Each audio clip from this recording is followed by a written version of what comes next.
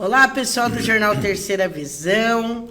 Nessa segunda, dia 29 de agosto, é o Dia Nacional do Combate ao Fumo, que tem como objetivo, reforçar as ações nacionais de sensibilização e mobilização da população para os danos sociais, políticos, econômicos e ambientais. Essa data foi criada em 1986 e foi normalizada aí voltada principalmente ao controle do tabagismo como um problema de saúde coletiva. E estamos aqui com o Dr. Rui Meirelles, uma pessoa muito importante que trará com certeza grandes esclarecimentos aqui na cidade para os nossos seguidores, porque ele já atua há anos nessa área, já viu muito, doutor Meirelles? Então, seja bem-vindo aqui ao estúdio, Aloísio Carvalho de Moraes, E espero que a gente possa tirar aí bastante informações para passar para aqueles que estão sofrendo com o tabagismo. Márcia, eu começo dizendo o seguinte, eu fico muito contente quando alguém me convida para falar sobre um assunto médico, mas não é assunto médico propriamente dito, é o assunto médico que tem grandes repercussões para a comunidade. Então, o álcool é um assunto, o cigarro é um assunto, de modo que eu não me recuso quando o assunto é importante para a comunidade. E como você tem um veículo aí tão importante, Sim, que atinge não só a cidade de Valinhos, mas talvez a redondeza toda, sim, eu não me recuso a vir falar sobre o cigarro. O que eu poderia dizer, logo do comecinho, Márcia, eu vou dar um dado estatístico. Eu não sei se ainda hoje esse estatístico prevalece, esses dados prevalecem, mas até 2 anos atrás, para a gente começar a falar sobre o fumo, eu vou dar um dado estatístico. Sim. No Hospital de Câncer de São Paulo, de cada 10 pacientes atendidos com câncer, 8 fumam. Nossa. 8 fumam. Então, por esse dado, a gente já imagina o grande prejuízo que o cigarro traz para a comunidade e também para a pessoa que fuma, Então, eu acho que isso aqui é muito importante. Importante a gente conscientizar a população. Não é fácil. Não é fácil. Hoje, por coincidência, eu atendi uma senhora, a última que eu atendi no consultório hoje, uma pessoa que eu conheço há muito tempo, já acompanho a saúde dela há muito tempo, e hoje ela ficou internada no hospital, na Santa Casa, durante 1 mês, com uma úlcera na perna, devido à falta de circulação que o cigarro provoca nas artérias dos membros inferiores. Nossa, doutora, era isso mesmo que eu ia perguntar, Quais são os principais danos, que o cigarro... Então, voltando a esse caso, eu fiquei hoje muito contente. Ela engordou 2 quilos e faz 5 meses que ela não fuma, então ela está melhor, com mais disposição, etc. Bom, mas abordando essa primeira pergunta, o que o fumo acarreta para a saúde pessoal, eu diria o seguinte, o cigarro atinge o sistema circulatório e o sistema pulmonar, especificamente esses 2 sistemas. Quanto ao sistema circulatório, a gente sabe que todo fumante crônico que fuma durante muito tempo, à medida que o tempo vai passando, as artérias dos membros inferiores vão obstruindo, elas vão perdendo, o sangue passa com mais dificuldade. Portanto, o oxigênio, que é vinculado através do sangue arterial, chega com mais dificuldade nos músculos dos membros inferiores. Isso leva a uma coisa que se chama claudicação intermitente. O que é claudicação intermitente? É um nome bonito? Bonito. Mas eu vou dizer o que é. O que é claudicação intermitente? À medida que as artérias vão se fechando, o fluxo de oxigênio vai sendo deficiente para o músculo cardíaco, então a pessoa tem dor. Faz uma comparação muito grosseira. O que é infarte? Infarto é quando o indivíduo tem uma dor no peito, porque as artérias coronárias estão obstruídas. Sim. E como não vai oxigênio para o músculo cardíaco, a pessoa tem uma bruta dor e pode evoluir para o infarto grave. O mesmo raciocínio a gente faz com os membros inferiores. Sim. Se para você andar você precisa oxigênio para movimentar a musculatura, se esse oxigênio não vai porque as artérias estão obstruídas, Da falência. Aí a pessoa vai sentir uma dor no músculo dos membros inferiores, ele é obrigado a parar. Então ele para 5 minutos, melhora a dor, anda mais 20 minutos, começa a ter dor outra vez, porque o oxigênio não vai para o músculo cardíaco, para o músculo dos membros inferiores. A ausência de oxigênio no músculo provoca dor. Isso chama-se claudicação intermitente. Não. Então, uma das complicações do cigarro para o lado do aparelho circulatório é a obstrução das artérias dos membros inferiores. Sim. A outra, que é a mais grave de todos, é o indivíduo que fuma muito, as artérias coronárias do coração também vão entupindo, não vai oxigênio para o músculo cardíaco e a pessoa tem ou uma angina é uma dor repentina no coração, mas volta, é reversível a angina. Sim.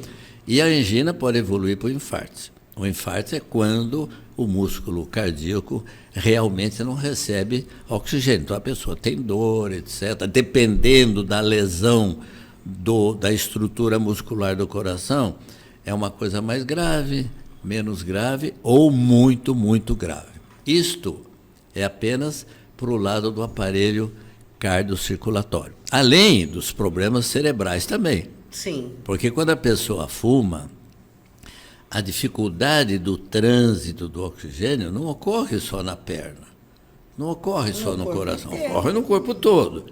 Então, a pessoa que fuma pode ter também algumas consequências para o lado do aparelho circulatório cerebral.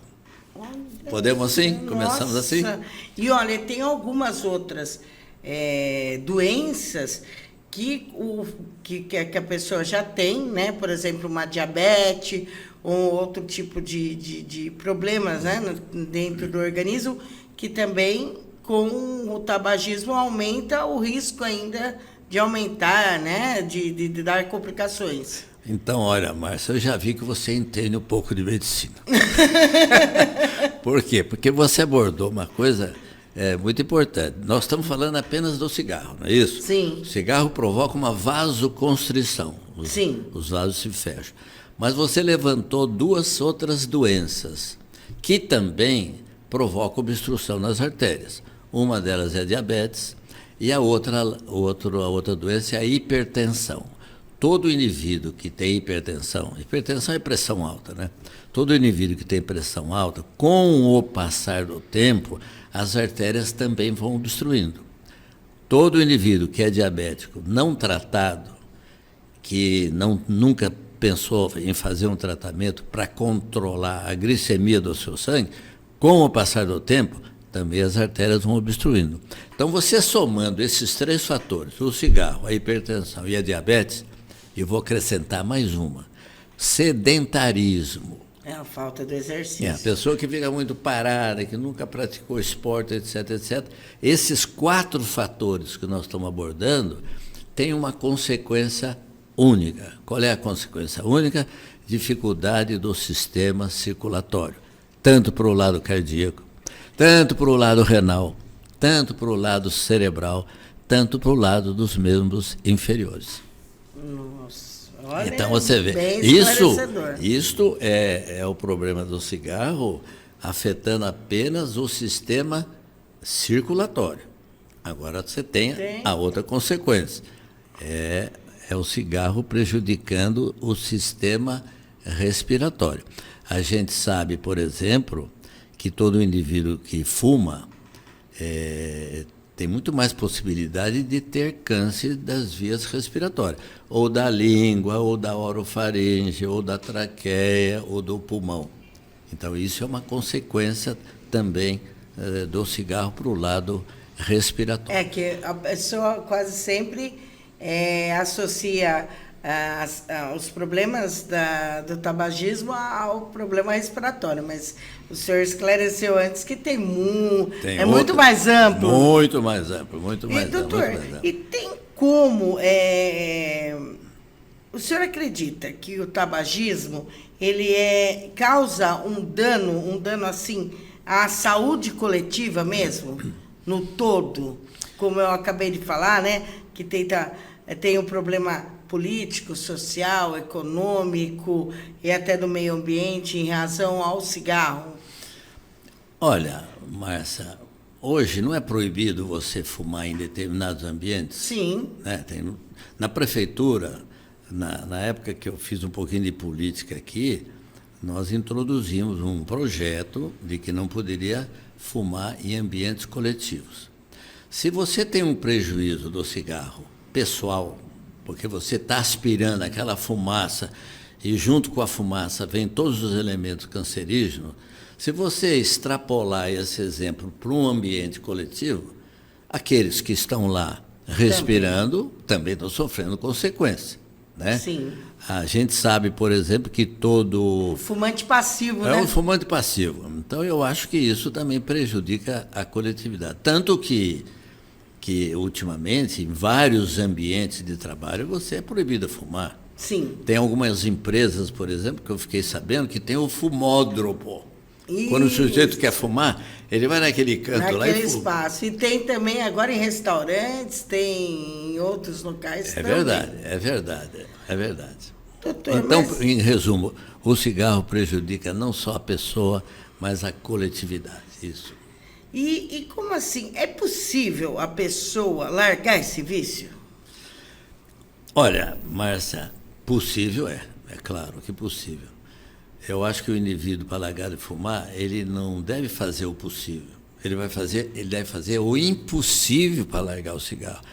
Hoje em dia, tem vários medicamentos que controlam a vontade de fumar, né? Então, você tem alguns calmantes, você tem que é um medicamento muito caro, que ajuda também a abandonar. Então, existe recurso. Mas não adianta ter todos os recursos em mãos, todos os medicamentos, os mais aprimorados, se o indivíduo não se convence que o cigarro está prejudicando para ele. Não adianta usar o remédio só como muleta. Não né? adianta. Então, eu acho que... você não largar a muleta e seguir em frente. A pessoa que quer largar de fumar, ela precisa ter, primeiro, a vontade de largar de fumar.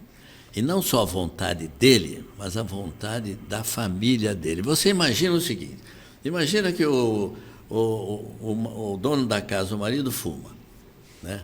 Mas a mulher também fuma. Aí você faz um bruto de um esforço para ele largar de fumar, toma remédio, alguns são caríssimos, etc., e larga de fumar. Mas a mulher continua fumando. A mulher continua tomando cafezinho com cigarro. Não vai ajudar o marido nunca. Não existe um casamento entre cigarro e café? Sim. Você toma café, parece que você tem vontade de fumar, né? Para os fumantes, é claro. Sim. Então, eu acho que tem de ter uma decisão coletiva, uma decisão familiar, porque um tem de ajudar o outro. É isso. Que joia. Então, existem várias medicações já no mercado para auxiliar. Exatamente. Tá, era uma das perguntas. Doutor, está muito se falando e os jovens estão usando esse bendito cigarro eletrônico. Já foi proibida a venda, já foi falado dos malefícios e tudo. Mas o senhor acredita esse dano desse cigarro eletrônico é menor ou é maior do que o próprio cigarro em si? Olha, eu vou contar duas coisas com essa pergunta. Outro dia me chamaram para eu ver um senhor que estava doente. E eu entrei na casa dele, ele tem 2 filhos. Aí um filho chegou para mim, Rui, vem cá, eu vou te mostrar uma coisa. Eu entrei no quarto de outro irmão dele, tinha lá, sem exagero, mais de 30 cigarros eletrônicos. Nossa! Porque ele fuma, etc. Então, na semana passada, eu não sei se você tem a oportunidade de assinar a Folha de São Paulo, saiu uma reportagem exatamente sobre isso, mostrando que tanto o cigarro eletrônico quanto o outro, do papel mais comum, prejudica o organismo, não tem dúvida nenhuma. Então, para aqueles que estão querendo tirar o cigarro de palha e pular para o cigarro eletrônico, eu digo o seguinte: nenhum nem o outro. Tenta fazer tudo para conseguir largar. Certo. Eu tenho algumas pessoas que eu conheço que tentaram parar sem uso de medicamento e passaram mal com a abstinência da falta de cigarro. Isso ocorre, doutor? Olha, a síndrome de abstinência ocorre em diversas oportunidades. Por exemplo, se o indivíduo é alcoólatra e toma todo dia, ele é realmente alcoólatra, ele para de beber, ele tem uma coisa que chama síndrome de abstinência ao álcool. Então ele fica meio, ele entra em parafuso, não fala coisa com coisa, começa a ver bicho na frente dele, etc. Aí você tem, às vezes, de internar um indivíduo que é alcoólatra, que parou de tomar o álcool, para tratar a síndrome de abstinência ao álcool. Se você toma um remédio antidepressivo, que hoje está na moda, todo mundo está tomando antidepressivo, exatamente, porque 33% da população com a vinda do Covid estão num quadro depressivo. Se você para o antidepressivo que toma durante muito tempo, você tem uma síndrome de abstinência, é um efeito rebote. Estou falando que você entende medicina. Eu devia ter feito medicina, doutor. Efeito rebote, é isso mesmo. Então, em relação ao cigarro, é a mesmíssima coisa. A pessoa fuma a vida toda e para de fumar, a falta de nicotina leva uma série de alterações no organismo. Essas alterações chamam-se de síndrome de abstinência ao fumo. Então a pessoa fica desesperada, tem taquicardia, fica impaciente, fica agressivo, etc. Então, realmente, a síndrome de abstinência ocorre quando a pessoa larga de fumar de uma hora para outra. Nossa, é difícil então, hein, para resolver a situação. E para tratar esse vício, o clínico geral atende ou tem outras especialidades? Isso eu não entendo. Olha, eu acho que o primeiro princípio para para tentar largar o cigarro é procurar um médico de confiança, viu? Sim. Esse eu acho que é o primeiro. Se você perguntar qual é o mais indicado, sim, o mais indicado é o pneumologista, ou então o cardiologista, ou então o clínico geral. Sim. Eu acho que os três estão aptos para fazer o tratamento para tentar largar o cigarro. Certo. Em algumas farmácias existem alguns remédios que os farmacêuticos acabam enfiando para as pessoas, os adesivos, umas coisas que eles mesmos falam, usa isso daí. Tem um adesivo, que o adesivo no fundo é uma nicotina, né? É uma nicotina que ele vai tirando, ele já tira o hábito de botar o cigarro na boca, já tira esse hábito. Mas no fundo, esse adesivo é uma nicotina que substitui a nicotina do cigarro. Sim. Agora, tem um remédio hoje que chama... Eu nem vou falar o nome porque senão o povo vai antiético da minha parte. Mas tem alguns remédios que eles ajudam no indivíduo se controlar à vontade de fumar. Ele fica mais calmo, mais tranquilo. E tem outros cigarros, como eu falei no início, um cigarro, por sinal, é bastante caro, que também se usa para largar. Agora, volto... Um cigarro? Hã? Não. Um remédio. Um remédio. Desculpa. Devia ter um cigarro para largar do outro cigarro, né? Tá vendo? Mas de repente, né? Vai saber. Então... Mas olha, o que eu acho que eu volto a falar uma coisa que eu acho que é importante. O mais importante é o indivíduo que é fumante, ele ter consciência da gravidade disso, não hoje que ele está com 30 anos, não amanhã que está com 35 anos, mas quando ele estiver com 50 anos e entrar num quadro de insuficiência respiratória. Márcia, eu não gosto de falar sobre minha clientela, mas eu vou dizer, hoje eu atendi um fulano. Eu atendi fumante. Internei de urgência no hospital. Ele está internado de urgência. Mais tarde eu vou vê-lo. Por quê? Porque chegou um ponto que ele entrou, o cigarro leva a um DPOC. O que é DPOC? Doença pulmonar obstrutiva crônica.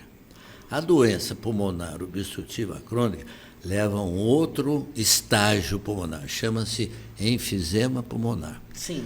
A enfisema leva a um terceiro estágio que chama insuficiência respiratória.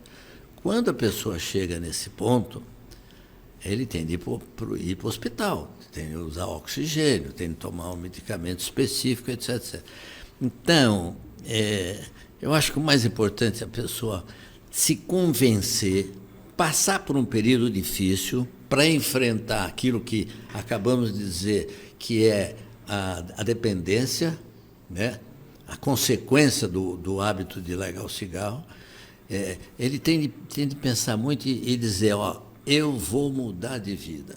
Durante 15 dias, um mês, eu vou passar grandes dificuldades porque eu vou ter vontade de fumar. Mas vale a pena. Tem gente que fica aí algum tempo até e volta de novo, né, E doutor? volta outra vez. Incrível. E tem também o caso que a pessoa, ela fuma pelo simples fato de se apoiar em algo para conseguir fugir dos seus problemas. Eu acho que é verdade isso, viu? Tanto o cigarro, quanto a bebida, quanto as drogas, eu acho que, no fundo, é uma bengala que o indivíduo usa para tentar fugir de algum problema muito sério. Ou mesmo que não seja sério, né? Às vezes a pessoa usa esses recursos para compensar o estresse, a dificuldade, o sofrimento que ele está passando. Isso realmente existe mesmo. Eu acho que, no paralelo, também uma terapia faz bem, doutor. Vai muito bem. Aliás, tem fumantes que, além do medicamento para tranquilizar, ele faz também psicoterapia. E eu acho que as duas coisas, de um lado a psicóloga e do outro lado o medicamento, eu acho que ajudam mesmo a pessoa. Com certeza. E, doutor, por exemplo, ficou 20, 30 anos fumando, parou. Vai ter sequelas ainda daquele período que fumou? Ou pode ser que seja revertido através de atividade física, o trato de ter parado? Olha, eu penso da seguinte maneira: todo indivíduo que fuma, dependendo do estágio que ele se encontra, se ele tiver, por exemplo, num quadro de insuficiência respiratória, com enfisema pulmonar, ele pode largar, ele pode melhorar, não tem dúvida. Ele não vai piorar. Piorar ele não vai, mas ele vai manter o estado em que ele se encontra ou com uma melhora. Melhora com o quê? Exatamente com isso que você está falando. A pessoa que fuma muito e tem uma insuficiência respiratória, se ele fizer uma fisioterapia respiratória para melhorar a amplitude respiratória, se ele começar a fazer exercício, etc., não tem dúvida nenhuma que ele vai melhorar. Agora, aquela qualidade de vida vai melhorar. Agora, aquela lesão que ocorreu no pulmão, aí fica um pouco difícil ele voltar como ele era há 10 anos antes. Isso no caso daquele que já chegou ao extremo. Chegou ao extremo, exatamente. Mas então aquele que iniciou, que pare já. Pare já. Doutor, e a gente falou do cigarro como tabagismo, mas a gente tem aí, a gente sabe, os jovens, infelizmente, a maconha. Também tem a parte que causa todo esse problema no circulatório, também acaba causando problema no cérebro, também, em tudo.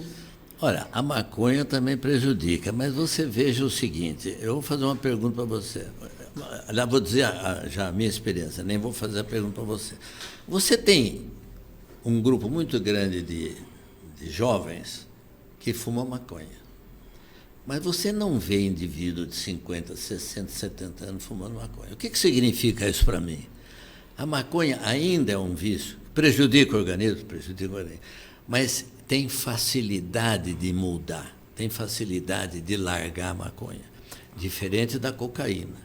Sim. Diferente da cocaína. A cocaína é uma dependência física muito grande. Cocaína, agora, a maconha, o indivíduo vai indo, ele consegue largar. E hoje, a maconha está na crista da onda agora, né? Sim. No sentido de fazer tratamento das pessoas que têm crises epiléticas, têm crises convulsivas muito grandes. Eu mesmo tenho um menino que eu conheço desde pequenininho aqui, que ele é convulsivo, ele é um deficiente bem grave, que já tomou tudo quanto é remédio. para não ter crise convulsiva. Agora, ela conseguiu uma autorização para usar um derivado da maconha. Que é o cannabis. E ele melhorou. Melhorou. Ainda umas 2 semanas atrás, eu telefonei para a mãe dele e ele melhorou. Então... São evoluções, né? Da medicina também, eu acredito. Eu acho que a medicina... É igual as terapias holísticas que também estão entrando, a acupuntura, o reiki, são facilitadoras para intermediar alguns tratamentos. Nós estamos na época da medicina alternativa, Isso. Né? A medicina alternativa, então, você tem os fitoterápicos, por exemplo. O que tem hoje de medicamento feito de planta é uma infinidade. Os óleos essenciais e tudo mais. Óleos, etc. Então, e a medicina é assim, a medicina hoje não vai ser igual amanhã não vai ser igual depois da manhã. Nós vamos evoluindo. Quando que um dia alguém pensou que a maconha, que é já conhecido há muito tempo, quando que alguém pensou que a maconha poderia ser um medicamento essencial para evitar crise convulsiva? Nunca. Você já pensou o que é ter um filho, um parente com crise convulsiva? Exatamente. É terrível. Eu conheço pessoas que lidam com isso há anos. Daqui 1 ano, 2 anos, você vai ver. Você vai entrar na farmácia e fala, escuta, me dá um vidrinho de maconha. Vai ser assim, é a evolução da medicina, a evolução de tudo, né? Na sua área não tem uma evolução? Sim, com certeza. Jornal impresso, jornal online, tudo. Então, a gente tem o estúdio, que agora é um diferencial, e a gente vai crescendo, né? Não tem dúvida. E vai vir mais, e ainda eu acho que os jovens vêm com mais ideias ainda, que vai revolucionar o jornalismo. Contanto que sejam boas ideias, sejam bem-vindas, né? Sejam bem-vindas. E na área da medicina... tem muitos pesquisadores, né, doutor? Tem bastante. A medicina evolui. Omar, se você me permite, eu já repeti isso algumas vezes, eu gostaria de falar alguma coisa sobre os cânceres, inclusive provocados pelo cigarro. Né? O cigarro provoca câncer no pulmão, câncer do rim. O Mário Covas, eu acho que eu estou falando isso sem todo mundo está sabendo disso, todo mundo está sabendo disso. O Mário Covas teve um tumor de bexiga e o cigarro também provoca tumor de bexiga. Eu tenho meu cunhado mais velho, casado com a irmã mais velha, também morreu porque fumava muito. Mas eu queria dizer para você que eu acho que é importante a nossa comunidade saber é o seguinte, quando você fala em câncer, ou provocado pelo cigarro, ou pela hepatite C, ou os cânceres de pele, ou enfim, você tem vários tipos de câncer. Tem os linfomas, tem carcinoma. Você tem aqueles que são brandos, que se resolve, tem aqueles que são mais graves. Então, eu sempre falo uma coisa que eu acho que é importante. Se você, Márcia, fechar essa sala aqui e você ficar 1 semana com um leão naquele canto, ou com uma leoa, ou com uma jaguatirica, ou com um gato, você fica com quem? Você fica com o gato. Eu fico com o gato.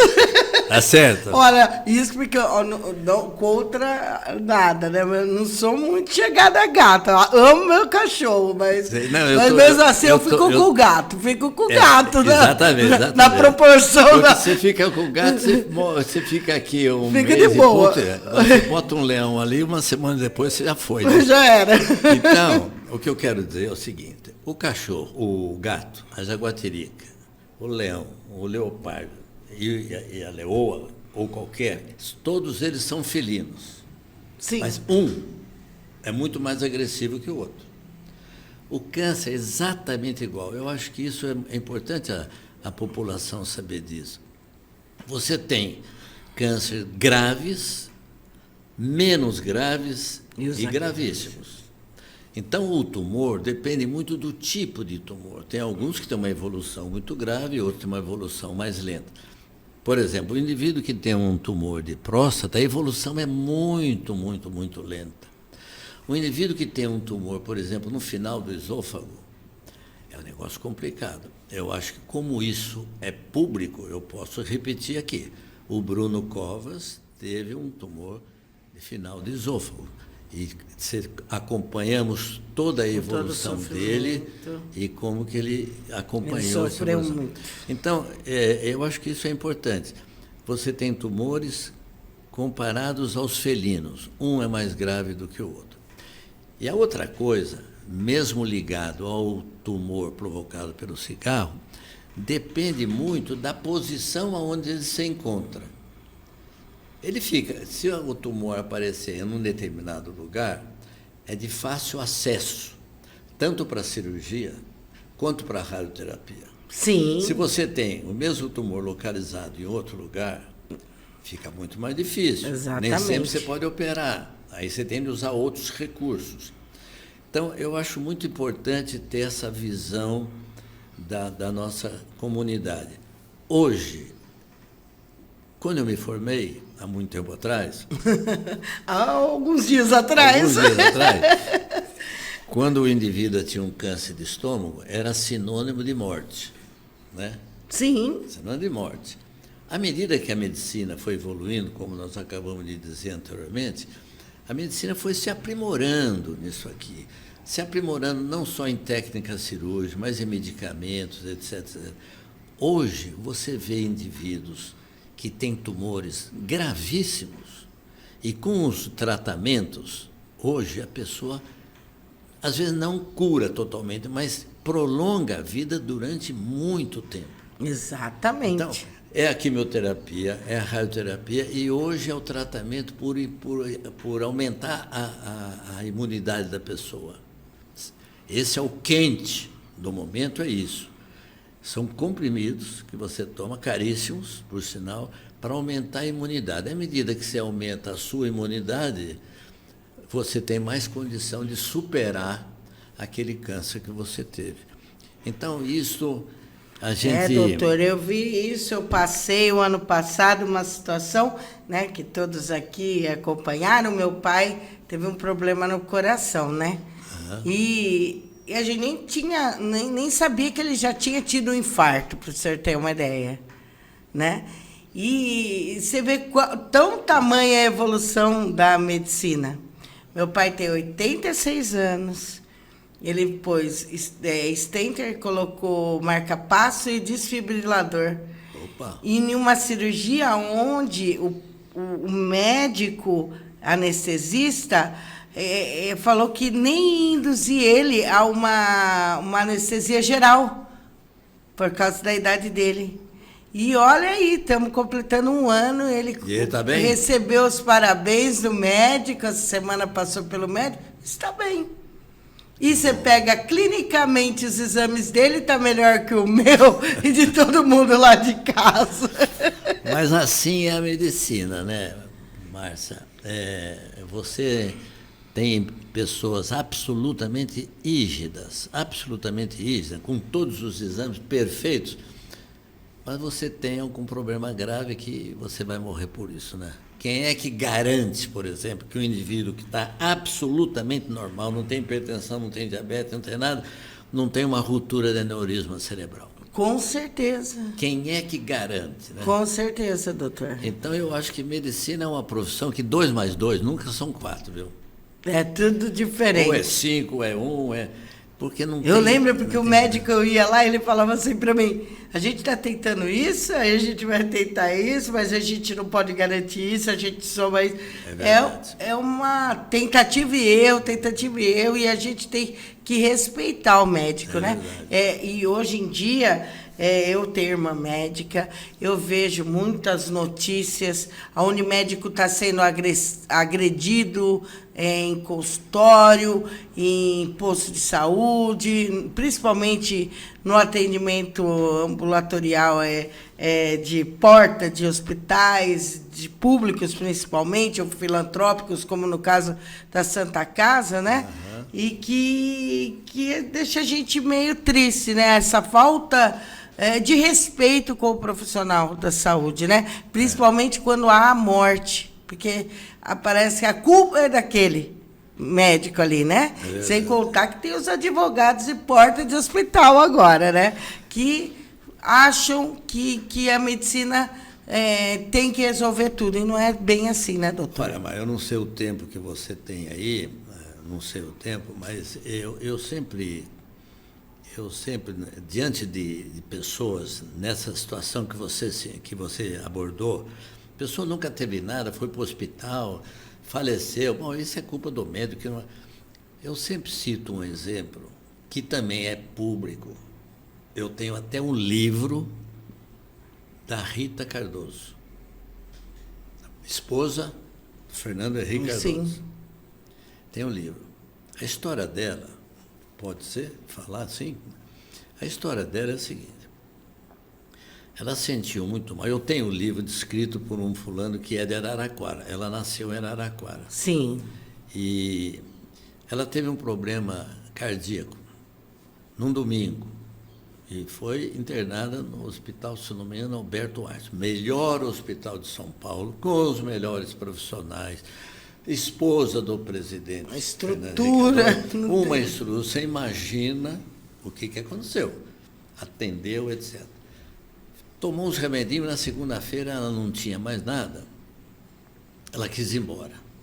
Os médicos falaram, não, a senhora vai ficar até amanhã, nós vamos observar, pedir mais algum. Se a senhora estiver boa amanhã, a senhora vai. No dia seguinte, ela não tinha mais nada, ela recebeu alta. Foi para o apartamento dela em São Paulo, fica em Higienópolis ali. Na terça-feira à tarde, o filho dela, Paulo Cardoso, foi visitar a mãe. Aí foi lá, porque ela tinha internado, e foi ver se a mãe estava bom. Foi internada, quando chegou lá no apartamento, a mãe, sabendo que o filho gostava de goiabada com queijo ou bananada com queijo, fez um sanduíche, deu para ele deu a primeira mordida e ela caiu morta em frente dele. Não sei se você conhece essa história. Não sabia. Ela morreu diante do filho dela.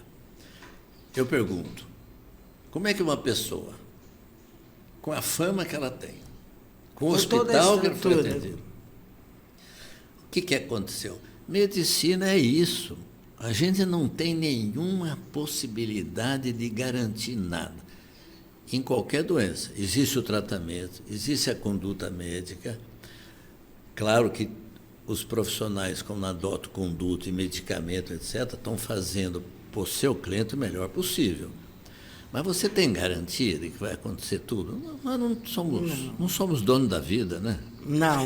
Se fosse, para mim, é o que está lá em cima que tem a garantia. Então, é isso. Né? Eu lembro muito bem do meu amigo, né, o seu Coco, que era ali da Igreja da Matriz. Eu esqueci o primeiro nome.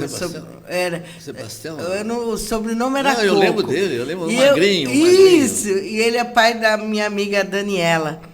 Ele falava assim, todo dia que ele passava comigo, estou com pressa, tenho que resolver as coisas. Eu falava, nossa, mas o senhor está com pressa de novo?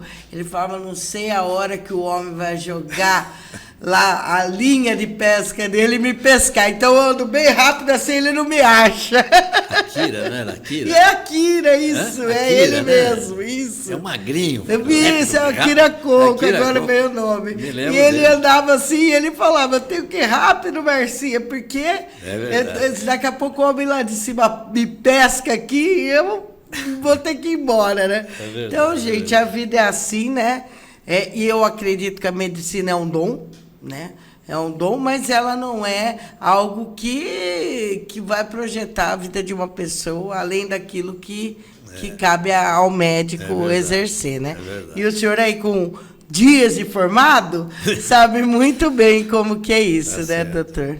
Doutor Rui, foi um prazer enorme, me despeço do senhor aqui, com uma gratidão enorme por o senhor ter estado aqui no estúdio com a gente e salientando essa importância do combate ao fumo, né? Mostrando que tem uma saída, que não seja tarde, que a pessoa procure essa saída o mais rápido possível. Muito bem, obrigado, Márcia, mais uma vez fico aí muito contente de poder prestar esse serviço à nossa comunidade e a todos aqueles que estão nos ouvindo ou nos vendo, né? Tá ótimo, doutor, muito obrigada. Obrigada, gente, pela audiência.